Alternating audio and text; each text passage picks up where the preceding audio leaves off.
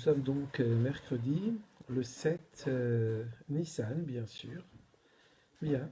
Nous allons donc continuer la lecture de la Haggadah, que je tâcherai de ponctuer avec quelques explications, et si du temps nous est laissé, on dira une halakha ou deux. Bien. Mitechila ode avoda zaram hayu avotenu ve'arshav קרבנו המקום לעבודתו, שנאמר ויאמר יהושע אל כל העם כה אמר אדוני אלוהי ישראל בעבר הנהר. ישבו אבותינו מעולם תרח אבי אברהם ואבי נחור ויעבדו אלוהים אחרים. Ici il est question de la relation du fait que nos ancêtres étaient en Égypte. Bien. Et pourtant, nous en sommes sortis. ויקח את אביכם את אברהם מעבר הנהר והולך אותו בכל ארץ כנען והרבה את זרעו ויתן לו את יצחק ויתן ליצחק את יעקב ואת עשיו ויתן לעשיו את הר שעיר לרשת אותו ויעקב ובניו ירדו מצרים. ברוך שומר הבטחתו לישראל, ברוך הוא שהקדוש ברוך הוא מחשב את הקץ לעשות כמו שאמר לאברהם אבינו בברית בין הבתרים שנאמר ויאמר לאברהם ידוע תדע כי גר יהיה זרעך בארץ לא להם ועבדום ועינו אותם 400 שנה וגם את הגוי אשר יעבודו דן אנוכי ואחרי כן יצאו ברכוש גדול. Alors ici, il y a une explication qui est tout à fait saisissante et surprenante à la fois, mais voyons. C'est marqué que Dieu a dit à Abraham, Ger yihi zaracha beheretz lo lahem. Ta descendance va être étrangère dans un pays qui n'est pas le leur. Mais on s'aperçoit bien ici qu'il y a une répétition. Si c'est une terre étrangère, c'est forcément qu'on va être guerre, c'est qu'on va être étranger. Pourquoi cette apparente répétition? C'est pour nous dire que voilà une des façons de lire ce pasouk. Quand Dieu dit à Abraham, Ger yihezaracha, ta descendance va être étrangère, bien sûr, Beher est dans une terre, et puis il faut lire les deux derniers mots, Lo lahem, et ça ne sera pas à cause d'eux, Lo lahem. Autrement dit, cette galoute dans laquelle nous nous sommes trouvés en Égypte pendant 210 ans, bien qu'initialement elle fût prévue pour 400 ans. Cette galoute donc a été annoncée par Hachem à Avraham Avinu, mais galoute pourquoi? Nous n'avons encore pas eu la Torah, nous n'avions rien transgressé. C'est une galoute, si l'on peut dire, qui est lehinam, qui est un peu gratuite. Eh bien, c'est là où Hachem nous dit Beheretz lo lahem. C'est vrai que je les envoie dans une terre, mais lo lahem. Ça n'est pas à cause de leur comportement que je les envoie là-bas. Alors, à cause de quoi on est parti en exil? À cause de quoi nous sommes éparpillés dans les quatre coins du monde? C'est lo lahem, puisqu'on sait que l'exil d'Égypte est le creuset, l'exemple de tous les exils, et il faut rapporter terme à terme ce qui est arrivé en Égypte. Les causes et les conséquences sont à appliquer aujourd'hui, causes et conséquences. Nous étions en Égypte, pas à cause de nos fautes. Et nous sommes dans la dispersion, dans la galoute, pas à cause de nos fautes. Mais qu'est-ce qu'on y fait alors? Eh bien, de la même façon qu'on est parti en Égypte, récupérer ces fameuses nitzutzot, ces étincelles de divinité. Eh bien, nous aussi, nous sommes dans les quatre coins du monde éparpillés, pour en ramasser les nitzutzot, pour raffiner le monde. Et quand ce monde aura été raffiné, à la mesure que Dieu lui a réservé, repah nitzutzot, nous avons, comme le dit le Zohar, 288 nitzutzot à élever. Pour ce faire, nous sommes les ambassadeurs de la Kedusha. Hachem place chacun et chacune d'entre nous quelque part, pour que nous puissions satisfaire à ce travail d'élever le monde. Alors souhaitons que bientôt ce soit le cas, puisqu'il est marqué à la fin ici, Ve'acharechen yetzehu birchush gadol. Et après, nous sommes sortis avec une grande richesse. C'est pas seulement avec une grande richesse matérielle, bien sûr, mais également avec une grande richesse spirituelle. ואיש עמד על אבותינו ולנו שאלוהי אחד בלבד עמד עלינו לכלותנו, אלא שבכל דור ודור עומדים עלינו לכלותנו, והקדוש ברוך הוא מצילנו מידם. Donc à chaque génération, des gens se sont levés contre le peuple juif.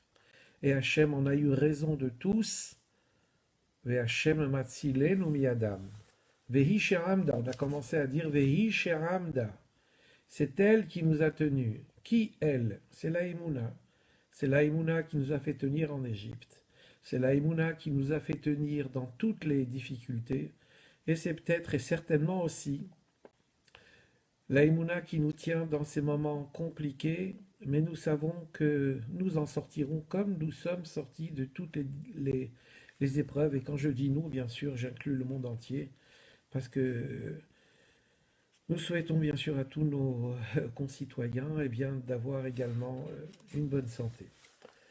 וישעמד על אבותינו ולנו, שלא אחד בלבד עמד עלינו לכלותנו.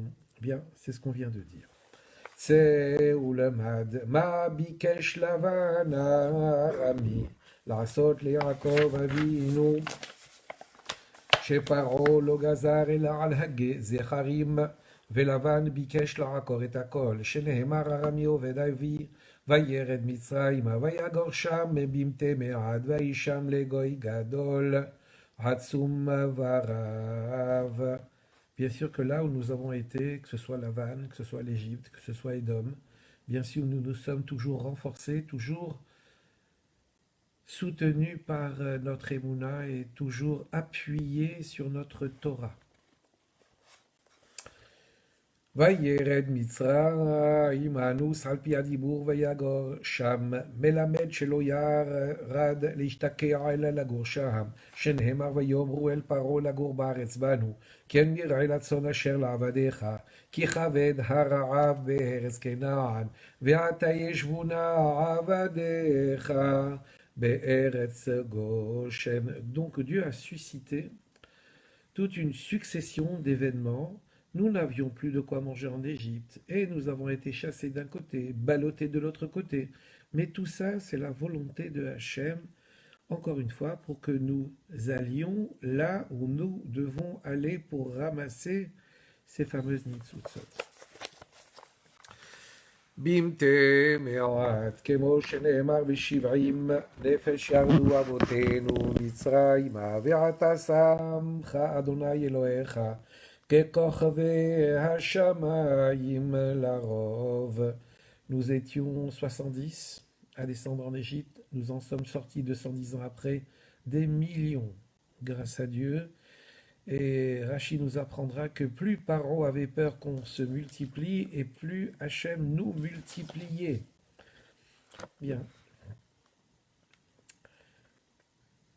ויהי שם לגוי גדול, מלמד שהיו ישראל מצוינים שם, לגוי גדול ועצום, כמו שנאמר, ובני ישראל פרו וישרצו וירבו ויעצמו במאוד מאוד, ותמלא הארץ אותם. ויתנו עלינו עבודה קשה, כמו שנאמר, ויעבידו מצרים את בני ישראל בפרך. ונצעק אל אדוני אלוהי אבותינו, וישמע אדוני את קולנו, וירד עוניינו, ואת עמלנו, ואת לחצנו. Après toutes ces difficultés, eh bien nous avons imploré Hachem, il a entendu nos plaintes, et il va venir nous sauver. ונצעק אל אדוני אלוהי אבותינו, כמו שנאמר, בימים הרבים ההם, וימות מלך מצרים, ויהנוחו בני ישראל מן העבודה, ויזעקו ותעל שוועתם אל האלוהים מן העבודה. Bien sûr, tout ça nous apprend qu'il ne faut pas quand même, bien que Dieu nous ait envoyés dans les quatre coins du monde, mais il ne faut pas oublier que nous avons une belle maison, qui s'appelle le Beth Amikdash, une belle ville qui a à la fois une belle maison, c'est Yerushalayim. Donc nous y sommes pour faire la volonté de Dieu, mais il faut savoir que nous y sommes comme Yaakov a été chez Lavan, et il a été en Mitzrayim, Anus Alpi Adibour, contraint et forcé. Nous aussi, nous sommes contraints et forcés en galoute, mais nous le faisons d'un autre côté de bon cœur parce que c'est Hachem qui nous le demande. C'est sa volonté qui doit être faite dans les quatre coins du monde. וישמע אדוני את קולנו כמו שנאמר, וישמע אלוהים את נאקתם, ויזכור אלוהים את בריתו, את אברהם, את יצחק ואת יעקב. Et bien sûr, ce faisant, Hachem va se rappeler de la promesse qu'il a tenue à Abraham, Yitzhak et Yaakov, de nous sortir de là-bas, de nous y faire entrer, de nous faire sortir.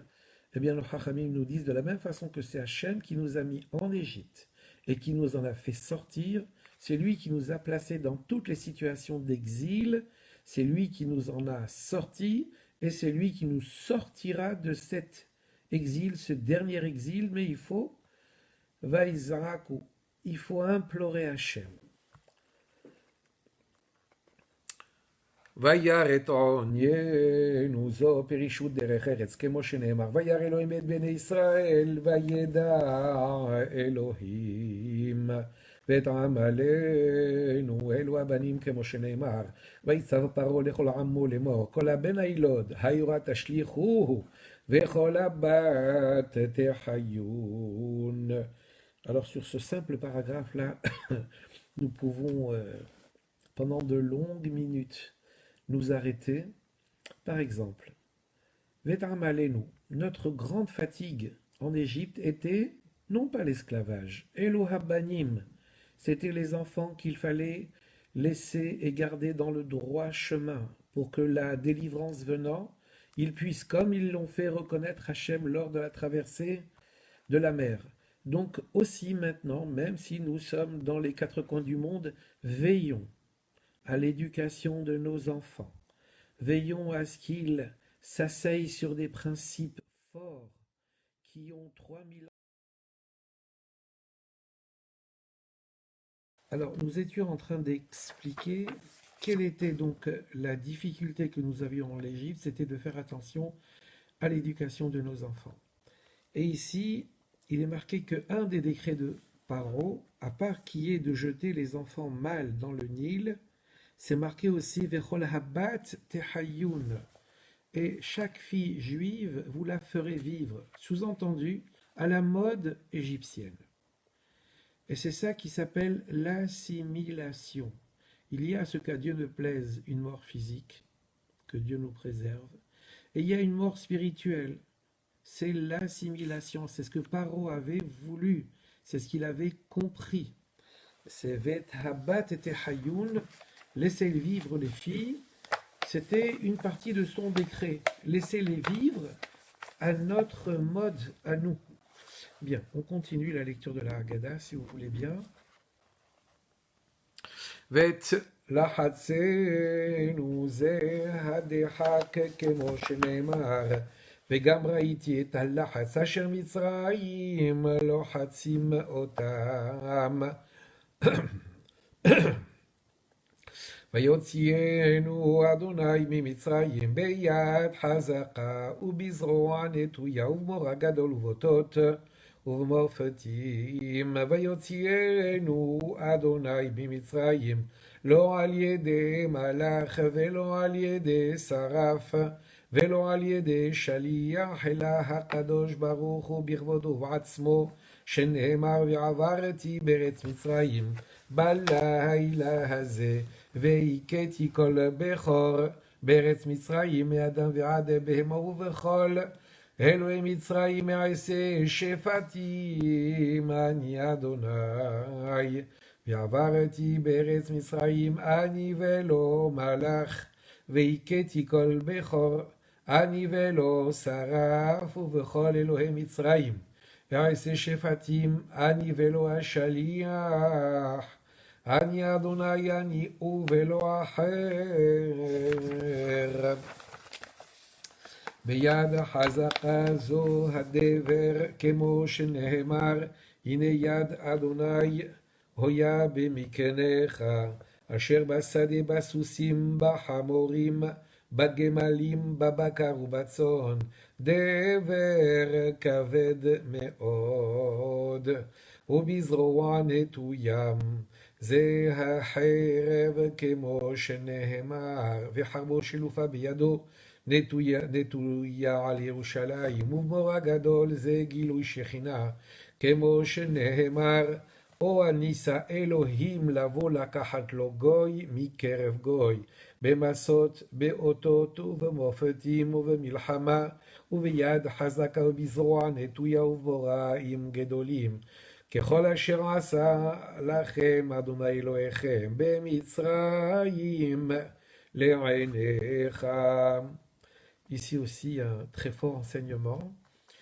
Il y a le fait que au Nisa Elohim lavo la kahat lo goy mikerev goy. En Égypte, nous étions déjà un peuple, à l'intérieur d'un autre peuple, celui de l'Égypte. Donc c'est goy que nous étions mikerev goy, à l'intérieur d'un autre peuple.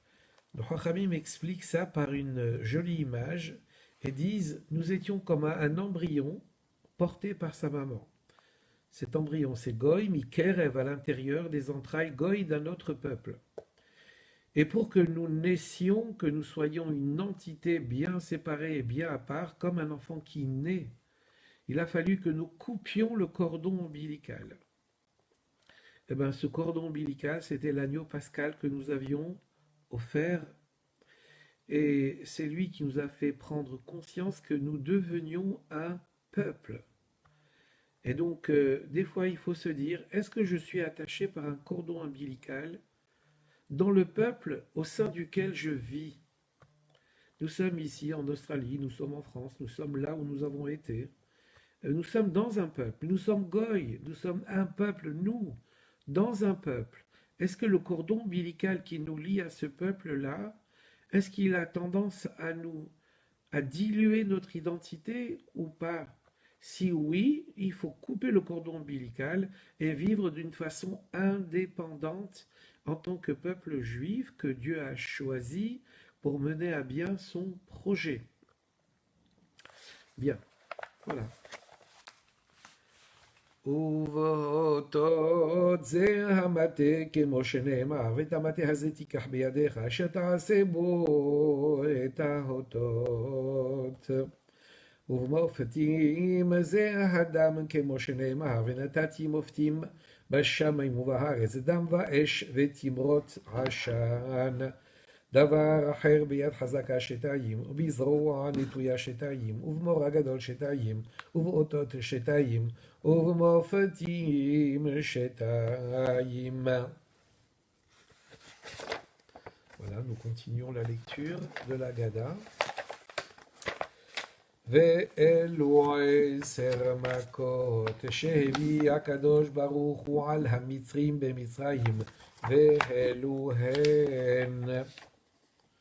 Alors les 10 plaies, bien sûr, דם, צפרדע, כינים, ערוב, דבר, שחין, ברד, הרבה חושך, מכת בכורות. רבי יהודה היה נותן בהם סימנים, דצח, עדש, Be'ahav. Alors on a l'habitude, et là chacun se référera à son minhag, de verser une goutte de vin pour chacune des plaies, une goutte de vin ou un peu de vin qu'on verse dans une bassine, et à chaque fois qu'on énonce une plaie, on verse une goutte de vin, et après quand on dira Detzach Adash Be'ahav, encore une goutte pour chacun et chacune de ces expressions-là, en tout 13 gouttes. Après, on jette l'ensemble. Certains versent en même temps de l'eau au fur et à mesure qu'ils versent du vin. Chose importante que certains font, le vin qui reste au fond du verre, de ce verre qui a servi pour les 10 plaies, dans le Zohar, ce vin restant est appelé un vin de bénédiction. Donc on ne jetterait pas tout le contenu du verre dont nous nous sommes servis, mais au contraire, on remplit à nouveau ce deuxième verre de vin là, avec du vin forcément, mais en laissant un fond, le fond qui est resté de ce que nous avons fait précédemment. Bien. Rabbi Yosef Hagalili Omer Minayin Ata Omer Shelaku Hamitzrim Bemitzrayim 10 makot Ve'al Hayam Laku 50 makot Bemitzrayim Mahu Omer Vayomru Hartumim El Paro et Tzva Elohim Ahi Ve'al Hayam Mahu Omer Vayar Israel et Hayad HaGedula Asher Asa Adonai Bemitzrayim Vayiruam et Adonai Vayaminu Badonai Moshe Avedom. Alors, puisque nous en sommes aux plaies, notons que ces plaies-là avaient pour but d'affaiblir la croyance de l'Égypte. Mais elles avaient également, ces plaies, pour destination de faire comprendre la grandeur de Dieu au Béné Israël. C'était même peut-être la première destination des plaies.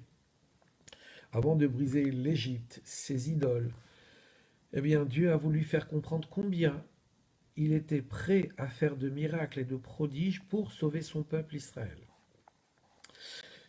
כמה לקו הצבעי 10 מכות, אמור מעתה במצרים לקו 10 מכות, ועל הים לקו 50 מכות. רבי אליעזר אומר, מניין שכל מכה ומכה שהביא הקדוש ברוך הוא על המצרים במצרים, הייתה של 4 מכות, שנאמר ישלח בם חרון אפו, עברה וזעם, וצרה משלחת מלאכי רעים, עברה אחת וזעם 2, וצרה 3, משלחת מלאכי רעים 4, אמור מעתה במצרים לקו 40 מכות, ועל הים לקו 50 מכות.